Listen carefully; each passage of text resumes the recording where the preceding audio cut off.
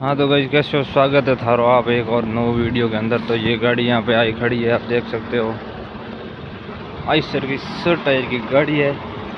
Tyre बहुत बड़े है जिसके, तो हम यहाँ पर बैठ जाएंगे कुछ देर के लिए। तो आप देख सकते हो पीछे वहाँ पर बहुत सारी गाड़ियाँ खड़ी है, यहाँ पर भी बहुत सारी, वहाँ पर बहुत सारी गाड़ियाँ खड़ी जो नाश्ता वगैरह कर रही है। और यहाँ पर ये गाड़ी आई है, आप देख सकते हो। और आप गाड़ी को आगे से इस तरीके से देख सकते हो, जो यहाँ पे खड़ी है। यहाँ भी आई है हमारे पास वीडियो डलाने, और पीछे से वो गाड़ी रवाना हो चुकी है, वहाँ से नाश्ता पानी करके वो भी आ रही है। और पीछे साइड और गाड़ी आप देख सकते हो। हम आपको इस तरीके का नज़ारा दिखाते रहेंगे गाइस, बस आप देखते रहिए। वो पीछे आ रही है, आप उसको देख सकते हो, वो गाड़ी आ रही है। डफीड बजती है, डफीड कहती है। और ला रहे थे पहाड़, देखो यो, और वो चली गई गाइस।